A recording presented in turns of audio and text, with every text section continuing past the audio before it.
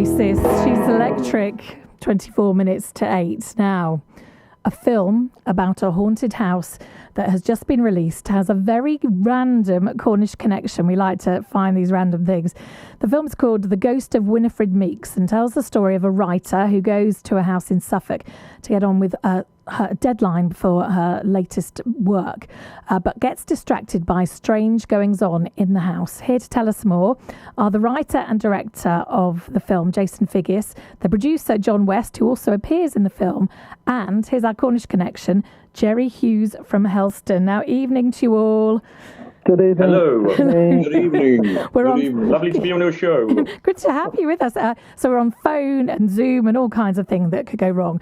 Now, before we start talking about how Jerry ended up in this film, can I just say, thank goodness I watched it today in daylight, because anyone that knows me, I'm a very jumpy person when it comes to films. And this one... honestly, it did nothing. I was in the house on my own, which didn't help, and I was very jumpy. And then the doorbell went, and I did go like that, because this film is quite haunting in a way, isn't it? Let's find out. First of all, how did this film happen? Because I think it's interesting, Jason and John, how you two kind of met through work and then decided to work on this project together, didn't you? We did. Jason's the one who introduced me to the film, so let him talk first. All right, Tiffany. Well, first, it's great to be on your show. It's an absolute pleasure. I'm a huge fan of Cornwall, so it's nice to be on BBC Cornwall. It's excellent, and thank you. Quite simply, what happened was I had written the film in 2016, and I was going to shoot it in Ireland, but I was never happy with any of the locations that I found. And then when I ended up starting up a film partnership with John West, we were sitting in London at one of the lovely museums, and he said, well, what would you like to do first? And the first thing that popped to mind was Winifred Meeks. And I said, well, we both love hauntings, we both love ghost stories, we both love M.R. James, we both love East Anglia because of the M.R. James connection, and John, of course, lives there. And I said, what if we did the haunted house film, Winifred Meeks? And he said, when do you want to do it? And I said, in 8 weeks' time. And so over to you, John, and what you had to do. Because we all know the producers do all the work, John, don't they, on films? Yes, that's quite right. I'm glad you said that. Yes, we're a jack of all trades. Well, first of all, when he said we got to do it in 8 weeks, I went, oh, my God. And then I started looking for a property, and we found a lovely Victorian house in Dunwich, which is on the Suffolk coast. It was originally a medieval town. Most of it fell into the sea, and it just looked so right for the film. So we booked that, and I brought in a lady called Julie Abbott to play the ghost. I was dating her at the time as well, funny enough, and because the original lady who was going to play the ghost couldn't do it, and she was perfect for the role and was very good. Her first time as an actor, but she did a sterling job. And Laura Belmont came through Jason. Jason had worked with her before, and I think there's a Christmas Carol, wasn't it, Jason? Yeah. And Jason said, do you want to be in the film? Because I'd done acting before. I'd been an extra. I'd done a bit of stage work. And I said, God, yes. He said, well, how about playing the landlord, Christopher Meeks, who owns the property and lets it out to Lara? And I said, God, yes. And can I have some lines? He said, of course. And I also played Captain Meeks as well, who's but only in a photograph when there's a scene where Lara's researching the history of the house and the haunting. And I was married to Winifred Meeks, and I disappear at sea. I was a sea captain, and Winifred could never leave the house because she was so in love with me, and she's still there now, apparently. Oh, apparently, yeah. This could, other people could visit this house, couldn't they? Yes, so John, I enjoyed your performance very much. I'd say your central role in it. But what I'm more interested, well, I have to because it's the Cornwall connection. How did Jerry, how did you get involved with this project from Cornwall? Well, Jason actually approached me. We had both worked on a film documentary about M.R. James, as Jason mentioned earlier on, called The Haunting of M.R. James, a factual look at the ghost story writer, as Jason said, from Suffolk. And I was asked to play the voice of M.R. James. So I came up with this sort of crusty academic type of voice and went into my little home studio, recorded it all, sent it all off, and they loved it. they were very, very pleased with it. And then I got a call from Jason not too long after that saying, love your work. Said, we're doing this film called Winifred Meeks. Would you like to do a bit of voice work on it? I said, well, yes, please. And so I ended up playing Dr. Francis Evans, whose website it is that Laura Belmont's character logs into and finds out the story of what went on in that house. Wow, and it's as simple as that. Just the fact that you two knew each other, and Jason knew, obviously you were, of a high level of professionalism. Jason, is that also what drew you to work with Jerry again? Yeah, well, you see, the thing where he did such an amazing job on the M.R. James film, I just loved his voice. I mean, I was listening to all of the pieces that I knew I'd be editing into the final documentary on M.R. James. He just had a particular quality that I thought really lends itself to the kind of the haunted house, ghostly, storyline. And I thought, great, what I'm going to do is, look, I'm going to tell Jerry about this.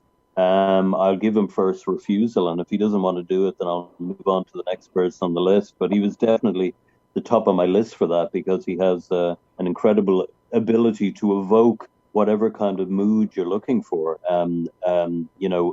with his huge expertise in voice work. So, yeah, he was the best.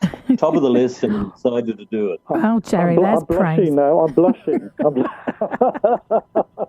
And because it's sad for you, Jerry, that because obviously your voice was only needed. You weren't able to be around when the filming was happening. But is it exciting to be involved? Very exciting, but I was going to say if they saw me, they'd probably even be more frightening than the film, Have you watched the film as well, Jerry? I have, and I have to say it is so. It really is haunting, like you said earlier on yourself, Tiffany. It's, I mean, the whole way it's the lighting and the mood of it, and it really, really does evoke the sort of. Well, it is a frightening film. I mean, I'm very much into the paranormal anyway. I watch all these things like Paranormal Caught on Camera and all these other things. And my next novel, Plug, has got a bit of the paranormal in it. Not the time. More to come later, but not the time now. And yes, and I mean, I love the idea of it. I do believe in ghosts. I do believe that there is absolutely something in it.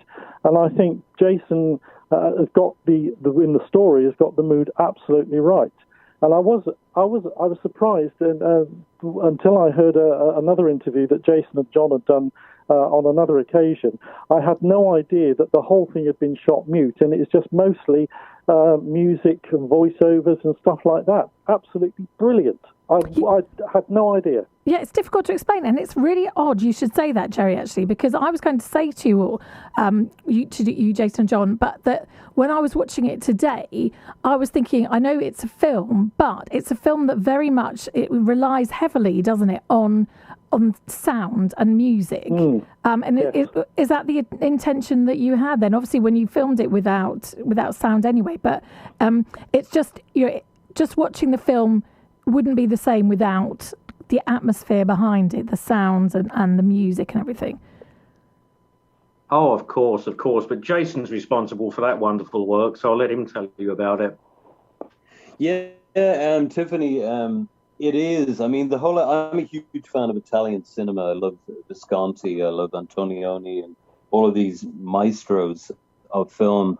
And one of the traditions of Italian cinema is to film everything without sound so that they'll have complete and utter control over the mood of the film when it comes to the aural aspects of it in post-production. So I kind of thought, now this is a haunted house movie. I need to have control over every single sound that happens. Because you imagine you're shooting a particular scene and a truck goes, by and it ruins the entire mood of the scene. You have to do it again. Or else even just the sound maybe outside the house is too gentle and too beautiful and too uplifting. So I had to be able to recreate absolutely every sound that I wanted the audience to hear in the film. Now, the only really painstakingly insane, crazy-making thing was every single footstep had to be put into the film. So you're looking at, she steps from carpet onto wood. She's wearing runners, or she's barefoot, or she's wearing walking shoes. She walks onto gravel and then walks onto mud. Is the mud wet? Is it dry? All of that had to be looked at incredibly carefully to make it work. So yes, I mean, it was a very difficult. It actually took a year to do the sound, and I would never do a film like that again unless I was doing another haunted house movie. But because I had needed to have that utter control, that was the only way to do it. And the beautiful thing about that is that everyone who watches the film, they comment on the richness of the sound and how the sound draws you in. So it was worth, putting all that effort into it. Oh yeah, no, completely. Because the writer Anna, and I have to say she's amazing in it as well. The actress, isn't she, Lara Belmont? So she arrives at this house, and from the second she gets in there, because I know it's about something ghostly's going on, she does that thing. I would have turned around and left, but she goes upstairs, and then she's deciding which room to sleep in, and she's creaking around. From the beginning, I was on edge, and I suppose that's what you want to build up. And then the sound is so important though, because she starts hearing things, doesn't she, before anything else, and that. Actually, you mentioned that about the opening and about her coming in and looking around the house. Some people have said, "Oh, does that go on a little bit long?" And other people have said, "Oh, I love how long it takes for her to choose a room," because that's reality. Here's a woman who's entered a house on her own and nobody's around to watch her. She can be a bit foolish. She can go, "Oh, I want this. No, I want that room. Oh, no, I don't like this room. No, I think I'll definitely have this room." Whereas it might irritate a partner or whatever if they were with her, but she's completely free to do whatever she wants to do in this house. So I liked adding that little realistic touch of what it's like to come across a property that you've never been in before, and you have a choice of whatever room you want. But then I made the point then of when she does choose the room, it's then things start to change, where she looks out the window and sees a strange woman who she thinks that's a bit odd, but she just shrugs it off. She shrugs it off as just some local and, having an argument or maybe on the phone or something, But the audience know they're watching a haunted house movie, so immediately they're going, "Ooh, that looked a bit wrong. There's something not quite right about that." So yeah. So we don't want to give too much away, but as you say, she's on her own in the house. You find out kind of a bit about her through her conversations on the telephone with her parents, and she's had she's got a bit of a relationship issue and all those things going on as well. But we don't want to spoil it too much. But it's just the suspense, isn't it? And that's what the film is more about, because your mind. Kind of her mind's playing tricks on her, but that's how our minds work as well, isn't it? Really, how you feel. There are people that can deal with this kind of thing, like Jerry sounds like he can, or there's people that can't, like me. But you've had some, as you said, you've had some great feedback already. Has it been worth it then for all the work you've put into it to get some great feedback? Oh yeah, of course it is, because the thing about it is. Oh, we lost Jason. When you make a film, you're in love with love, like a relationship. That you're giving it all that tenderness, and care, if you're treating the relationship correctly. And then so what you get out of it is the film is made. You put it out. You've given it your all, and obviously the film has to find its audience. It's like every movie does. I mean, I don't mean to be throwing names around, but I once met Martin Scorsese, and we were talking about filmmaking, and he said, the worst thing about, movies is that people just kind of see your movie and go, whatever. He said, but if they hate your movie, it's amazing. And if they love your movie, it's amazing. He said, because you've made an impact with your film. They either hate it and you've got that emotion, or they love it and you've got that emotion from them. He said, either is worthwhile because you've had an effect with your film. So I ascribe to that. If people don't like the film, they're not the people I made it for. I've made it to find its audience, and those people that like it, they're the people I made the movie for. I think Steven Spielberg was asked that once in an interview. They said, "Who do you make movies for?" And he said, "I make them for me." And he said, "If I like them, there will be other people that like them too. So if I've made a film that I'm happy to sit down and watch, then I know there will be other people that feel the same. If I don't like the movie I've made, then why should I expect other people to like it?" And I think that's really... I don't stop making a film until I'm absolutely sure I've done the best job I can do, and every single I is dotted and every T is crossed. And that's the way I approach kind of everything I do. I think it's very important. Excellent. Yes, we'll pick that name off the floor in a moment for you. So if anyone wants to watch the film and be spooked and listen out for Jerry in it, you're very good, Jerry. I liked your performances. Thank you, Tiffany. How can they watch it? Well, they can get it on DVD and VOD from all the usual outlets. I better not say the names because that's advertising, but you know the ones I mean. Yes. Yes. So, yeah, brilliant. Anyway, that's where you can get it. Buy it now, folks. And there are some screenings of it, aren't there, in other parts of the country? Yes, yeah. Well, we've got it. It's being shown first in Beccles, which is a little town in Suffolk, because we wanted it shown in the county it was made, and that's on October the 10th at 2:30 in the afternoon, and it's £5 if you want to come along. We're hoping to get other screenings. If there's any independent cinemas in Cornwall that want to show it, please contact you and let me know, Tiffany. Oh, that would be good, wouldn't it? It would have to be a daytime showing, though, for those of a nervous disposition. Yes, it is a scary film, and I was in it. I got scared. So, I don't want to talk because I'll of game time. Tiffany. Thank you, I'll hold your hand, don't worry. Well, I could talk to you all for ages, but, I know you've got lives, and I've got the news to go to in a bit. But thank you so much for talking about it. We wish you all the best with it.